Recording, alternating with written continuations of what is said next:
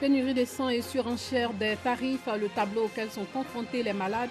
Les 50 000 donneurs réguliers ne couvrent que 70% des besoins sanguins estimés à 230 000 poches l'an. Le dossier de ce dimanche se penche sur la question. Et puis les Guatémaltèques élisent leur nouveau président, maire et député aujourd'hui. 19 candidats sont en lice pour remplacer le président sortant du pays le plus peuplé d'Amérique centrale. Bonsoir et bienvenue dans le 19h. Les épreuves écrites du BEPC débutent demain lundi 17 juin et s'achèveront le vendredi 21 juin 2019. La proclamation des résultats est attendue pour le mardi 9 juillet 2019 à 14 h. Il faut noter que 439 529 candidats prennent part à la session 2019 du BEPC, 200 571 filles, 238 958 garçons, 391 173 candidats sont déclarés officiels contre 48 256 candidats libres seront repartis dans les 749 centres répertoriés sur tout le territoire.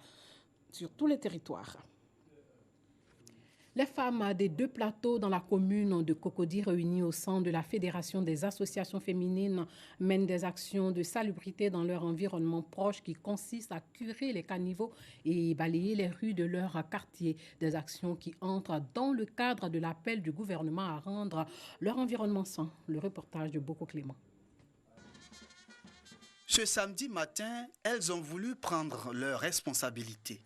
Il n'est plus question désormais pour elles d'attendre l'action d'une quelconque autorité. Balai et pelle en main, elles ont décidé elles-mêmes de débarrasser leurs rues et leurs caniveaux de toutes ces ordures qui ne font pas la fierté des deux plateaux. Cette opération répond à l'opération Grand Ménage et nous voulons respecter les consignes du gouvernement qui nous invitent à rendre nos quartiers propres.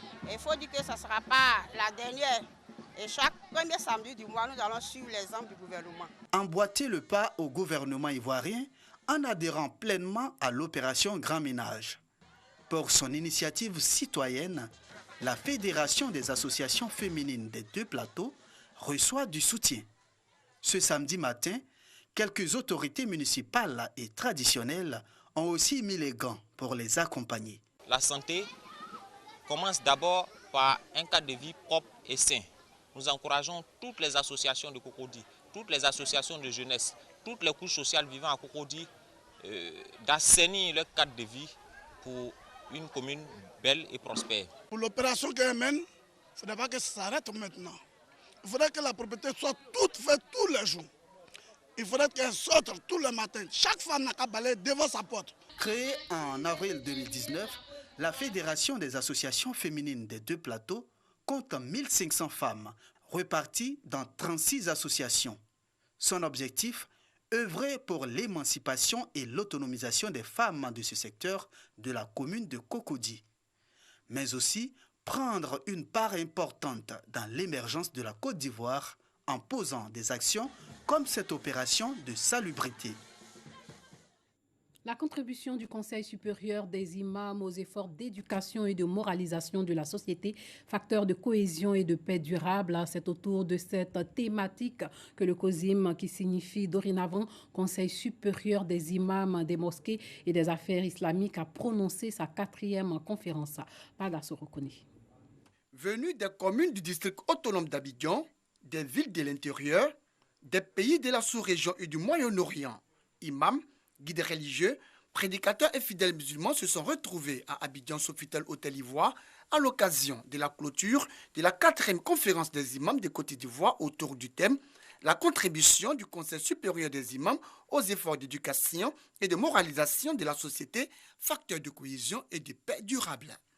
Aujourd'hui, notre religion et nos coreligionnaires vivent en parfaite harmonie dans l'environnement national, dans une coexistence pacifique remarquable. Les citoyens se donneront toujours la main dans la solidarité véritable et agissante, Inch'Allah. Les imams du COSIM, désormais Conseil supérieur des imams des mosquées et des affaires islamiques, ont au cours de cette conférence exhorté acteurs politiques, communautés religieuses et traditionnelles, leaders d'opinion, femmes et jeunes apprenaient les valeurs de paix, de tolérance, de cohésion et de réconciliation pour le développement de la Côte d'Ivoire. Le message des guides religieux, appuyé par le ministre de l'Intérieur et de la Sécurité, représentant le président de la République, Alassane Ouattara. Chaque Ivoirien, chaque personne vivant en Côte d'Ivoire doit aujourd'hui avoir un comportement de rempart contre tout ce qui divise, contre tout ce qui suscite des violences, contre tout ce qui peut remettre en cause ces efforts incommensurables qui ont été faits depuis de nombreuses années pour recoller les morceaux, rapprocher les Ivoiriens, permettre à nos populations de connaître un mieux-être. Message des délégations des pays de la sous-région et du Moyen-Orient, l'acte de motion à l'endroit du président du COSIM et du chef de l'État pour ses efforts de paix et de réconciliation, prières et bénédictions des temps forts qui ont également meublé cette 4e conférence des imams de Côte d'Ivoire. Au Niger, une église a été incendiée dans la nuit d'hier à aujourd'hui à Maradi, dans le centre-sud du pays, 3e ville du Niger, par des manifestants qui protestaient contre l'arrestation la veille d'un imam après avoir, selon ses proches, qualifié vendredi d'anti-islam un projet de loi du gouvernement sur l'organisation de l'exercice du culte au Niger. Un projet de loi a été adopté fin avril en Conseil de ministres afin de prévenir les risques de dérives constatés dans d'autres pays et de donner les moyens à l'État de contrôler les pratiques qui ont cours dans la sphère religieuse. Le communiqué du Conseil soulignant alors une absence totale de normes rigoureusement définies concernant l'exercice du culte dans le pays sur fond d'un environnement sous-régional marqué par un développement de tendances religieuses fondamentalistes et extrémistes. Le texte doit encore être adopté par le Parlement.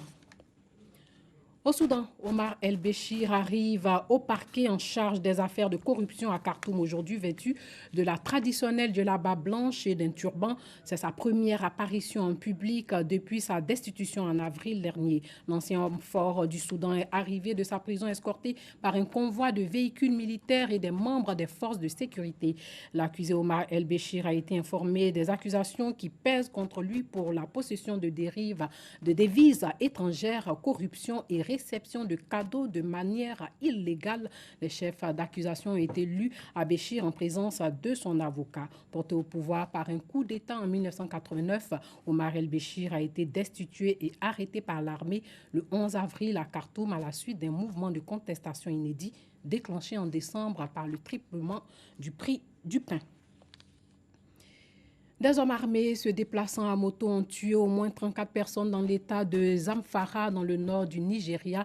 Les victimes ont été enterrées samedi. Ces individus auraient ouvert le feu sur des agriculteurs dans les champs et poursuivi ceux qui tentaient de fuir. Les communautés rurales de l'est de Zamfara sont terrorisées depuis des années par des bandes criminelles qui attaquent les villages, qui volent le bétail, enlèvent des personnes pour obtenir des rançons et brûlent des maisons après avoir pillé les réserves de nourriture.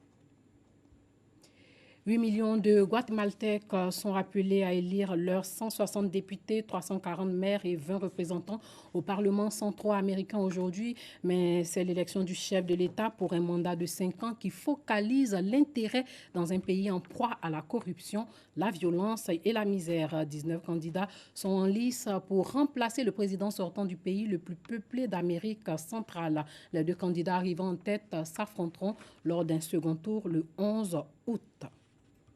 Place au dossier.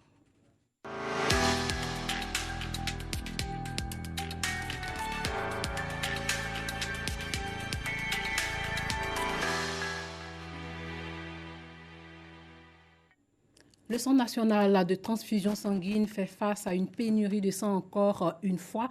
L'on observe un gap de 70 000 poches de sang quand les besoins sanguins annuels s'élèvent à 230 000 poches. Le pays ne compte que 100 000 donneurs de sang, dont 50 000 donneurs réguliers. Une pénurie qui fait grimper le prix de la poche de sang dans certains établissements sanitaires aux grandes dames des malades. Ces parents de malades attendent dans le hall du CHU depuis des heures déjà. Glacière en main, ils espèrent pouvoir acheter 1 ou plusieurs poches de sang. Ce père a un fils malade. Il est en attente d'une poche de sang depuis 2 jours. La nuit, j'ai cherché, je n'ai pas trouvé. Ici, je venais déposer mon papier là. On dit à matin, à 11h, à 12h, de venir ici, venir Moi, actuellement, quand on est là, puis on nous a promis que... Au moment où il nous parle, un agent annonce l'arrivée d'une vingtaine de poches de sang. Mais il n'y en aura que pour les cas urgents. C'est près de 50-60. On a peut-être 10 pouces de sang ou bien 20 pouces, ça ne suffit pas. Le sang manque en Côte d'Ivoire, c'est un fait. Le pays ne couvre que 70% des besoins en sang. Sur les réseaux sociaux, les plaintes se multiplient. Cette image postée par un internaute dénonce la surenchère sur les poches de sang. Des parents de malades obligés de les acheter à un coût élevé que celui fixé par l'État. Les parents sont entrés en négociation avec un vigile. Ils ont proposé aux parents de payer 40 000 francs puisqu'il y avait 2 ou 3 parents qui avaient besoin de ce sang-là. Nous avons voulu en savoir davantage. Nous nous faisons passer pour un parent de malade à la recherche de sang. Les vigiles rencontrés sur les lieux nous dirigent, comme il se doit, vers les services compétents. Mais nous ne nous arrêtons pas là. Nous rencontrons Louise aux cheveux de son frère, hospitalisé depuis 3 semaines. Elle nous explique comment elle s'est procuré du sang pour lui. On a eu du sang dans une clinique privée. On a acheté la poche à 80 000 francs. Ils disent que c'est du sang sécurisé et que ce n'est pas la même chose que les autres sangs. Du sang sécurisé à 80 000 francs CFA, nous confirme ce médecin responsable du dépôt de sang dans l'établissement où le frère de Louise est gardé. Le sang sécurisé, il n'y en a pas en ce moment. Mais lui, il fait 80 000. C'est le standard qui fait 6 000 francs la poche adulte et la poche pédiatrique à 3 500 francs. S'il y a un sang sécurisé, vous allez le prendre? Tout dépend de ce qu'on veut, comme vous l'avez dit. D'accord. Tu laisses l'argent sécurisé puisque c'est le maximum. Le coût des produits sanguins est fixé par l'État. Plasma, plaquettes, culots globulaires, le tarif est le même. 25 000 francs CFA dans les cliniques privées, 2 000 francs CFA dans les hôpitaux généraux et régionaux et 5 500 francs CFA dans les CHU. Mais qu'est-ce qu'on entend par sang standard ou sang sécurisé? Le Centre national de transfusion sanguine nous éclaire. Il n'existe pas de sang standard. Il faut qu'il y ait une batterie d'examens qui sont le dépistage du VIH-Sida, le dépistage de l'hépatite B, le dépistage de l'hépatite C et le dépistage de la syphilis. Quand vous avez fini tous ces examens et que ces examens sont bons, sont conformes, votre produit sanguin est dit sécurisé. Et ceci s'applique à toutes les poches de sang qui sortent d'un centre de transfusion sanguine, en tout cas pour ce qui concerne la Côte d'Ivoire. Des cliniques privées vendent des poches de sang à 80 000 francs CFA, prétestant qu'elles sont traitées selon les besoins du patient. Des notions assez floues pour les parents de malades. Vous avez des produits sanguins qu'on appelle des produits qualifiés, des produits transformés. Ces produits-là, c'est par exemple les produits déleucocytés, les produits irradiés, les produits déplasmatisés ou lavés, les produits phénotypés, les produits CEV négatifs. Ce sont des qualificatifs qu'on met sur certains produits par rapport à certaines indications de maladie, pour certains patients bien précis. Et le produit que vous allez prendre à 25 000 francs, par exemple, peut revenir à 180 000, parce que certains examens ont été faits dessus, et vous allez payer ces examens-là. Aucune structure ne peut faire de la déleucocytation, si ce n'est le sang de transfusion. Nous avons comparé 2 bons de sang servant de reçu pour l'achat de poches de sang. Sur le premier, il est inscrit le prix d'achat, 5 500 francs CFA, ce qui est normal. Sur le deuxième, aucun montant n'est mentionné. Il est seulement marqué à la main « de leucocyté ». Ce n'est pas une demande du médecin traitant ni du malade.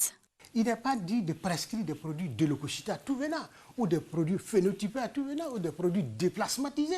Il faut savoir l'indication précise, quel est le produit qui est indiqué dans la pathologie donnée. Et ce n'est pas dangereux de remettre un produit à un malade qui n'a pas besoin qu'il y ait des particularités dans cette poche? Non, ce n'est pas dangereux pour lui, mais c'est un coût, c'est une dépense inutile. Ça profite à qui? Ce n'est pas au CNTS. Parce que le CNTS, quand il sort son produit, je dis que le produit de leucocyte, on ne vient que le chercher spécifiquement pour les malades bien spécifiques au centre de transfusion.